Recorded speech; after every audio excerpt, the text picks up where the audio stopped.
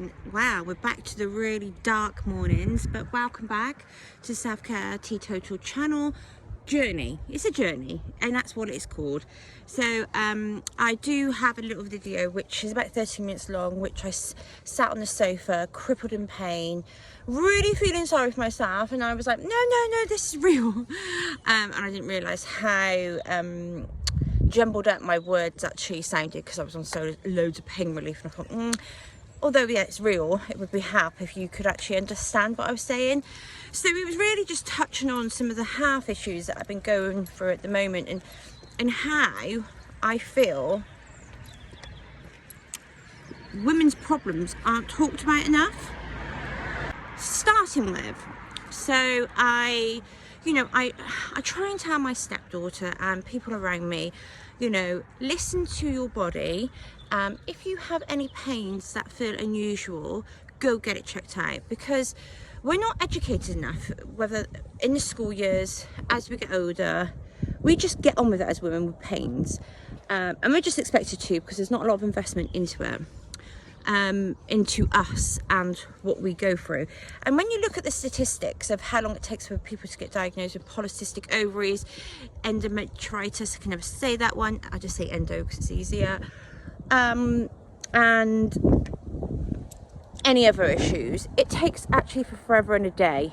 It's like infertility as well, that's a really hard, long journey, and I want to send all my love out to women that suffer with infertility problems at the same time.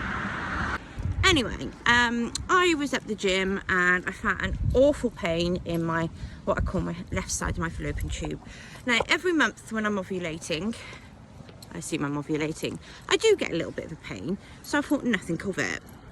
Now, this might be a bit too much TMI, but anyway, I was spotting pain increase.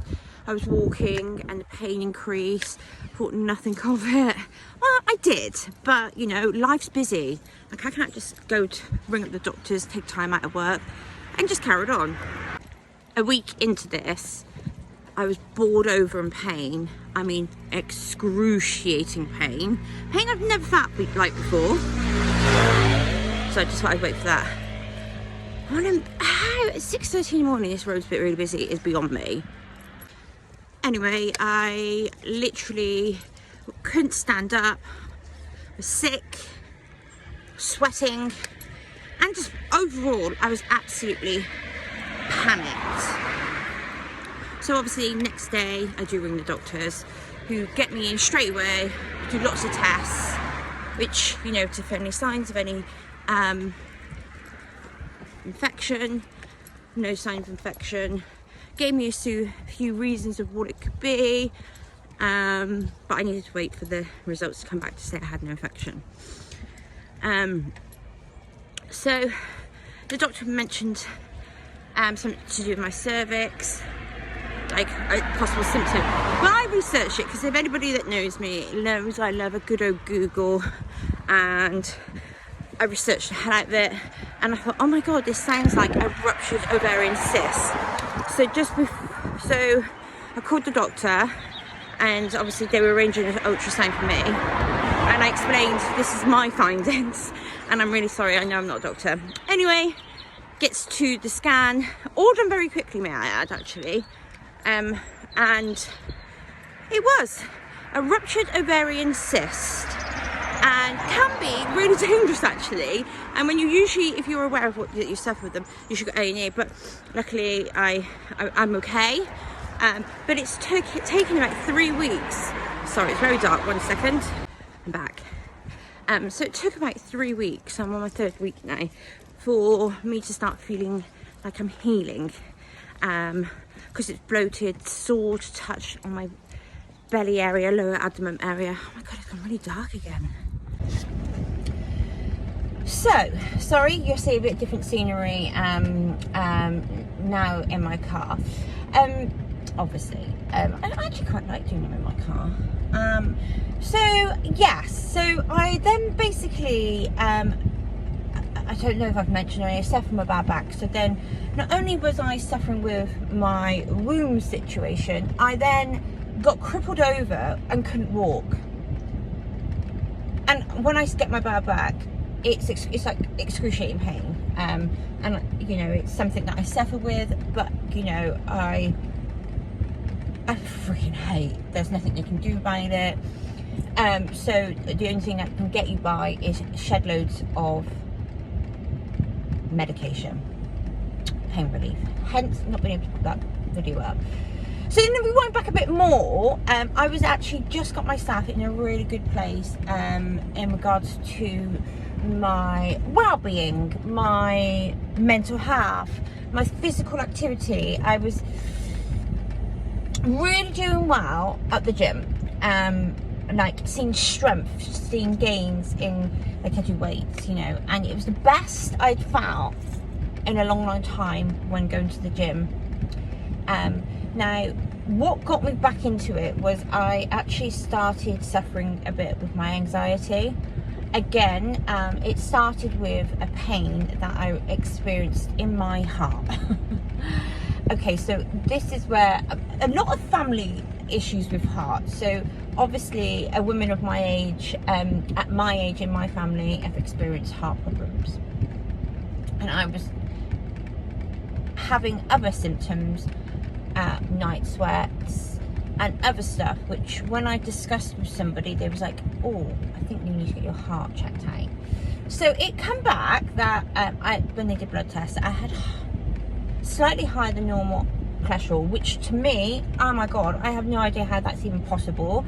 I mean, I do eat takeaways, I do eat chocolate, I do eat crisps, but I'm not a gannet. And like, I do it in moderation. Well, I had been because I was going to the gym and stuff like that. So I would say when I had these tests done, I would have felt, I was probably at my best, because I don't drink, I don't smoke. So God knows what those would have been had I been, you know, drinking and smoking. So, sorry, never cut, never location. God, this video is like, got so many different sceneries. So yeah, so I was talking in the car about my cholesterol being on the sort of high side. Nothing where they need to give me any statins or anything like that. But so yeah, it was just really to round up how much sometimes in life you can be as healthy as you want, but your body is got other ideas. Mixed with a really bad anxiety. When I started getting the pains in my chest, it really worried me, and I had a lot of stuff going on in my personal life, and I had a panic attack driving, and I was like, where the hell did that come from? I don't remember the last time I had one. And I feel very thankful and proud of me, because it was an awful time, but I was able to bounce back quite quickly. But that's because I have a lot of what I call tools in the bag, to help me not stay in that anxious mode. So hence, then I went to the gym. I was already going to the gym, but you know, I really focused on my self-care. And I mentioned in one of my posts that I did, like, you know, when you're in those depths and you're in those feelings, you really need to think about what helps you. Like, mine really is a hot bath with lots of bubbles and candles. I know that so simple, but yet so effective. And I just block off, you know, it could have been my 6th wash of the day, but if I need it, you know, I'll do it. It just really helps me. Sometimes my dog walks help, depending on how erratic she is, because that can actually make it worse sometimes. And meditation of the evenings. I listen to either a podcast or, depending on how I'm feeling, meditation. So it was really just to touch on all the things that we go through, and we just carry on and we focus, and we should really be thankful for our brains sometimes, although they can be a bit of a hindrance when you suffer with mental health. But we're actually strong people, and we don't always have to be strong as well, by the way. I just want to caveat that. Oh, and to add on to that, with my night sweats, somebody mentioned perimenopause. but I don't think that is. My doctor said I'm 39, so likelihood it's probably not. It's more anxiety with the night sweats, which I didn't know. I did know, but I didn't think it was anything to do with that, because when I was having these night sweats, I wasn't actually feeling anxious during the day, so maybe it's just like coming out in the evenings. Anyway, I feel like this is really about my health, and I'm going to take you on a little what I do in a week to help with my self-care, I think. Hi guys, sorry, this is Becky in the future, Becky from today. I thought I'd finish that vlog off because, as you can see, most of those clips abrupt a bit quickly, come to an abrupt ending, shall we say. I'm doing it on the phone and having to stop and start, and I realised I was about to upload and I was like, oh, that's just a rather abrupt ending. Anyway, it was just really to say thank you for watching. Bear with me. I want to try and put up as much, you know, be engaged as much as possible on this channel. It's about, I don't know, I think it's really, sorry, the bus in the background, it's 5:30, doing a walk. It's really, I don't know, my space to talk. I'm 39, gonna be 40. At this age, I think we go through quite a lot as women, you know, mixed in with the big changes of stopping drinking.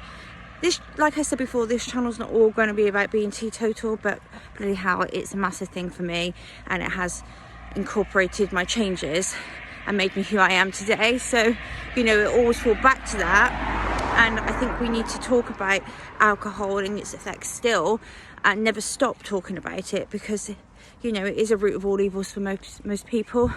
And yeah, it's readily available to everybody at the drop of a hat and everywhere you go. Anyway, so I was going to end that one with some self-care things that I do, which I did record, but my doctor said I wasn't allowed to go back to the gym, so today's the first day that I can go back to the gym, which I'm so excited about. I'm going to take it easy.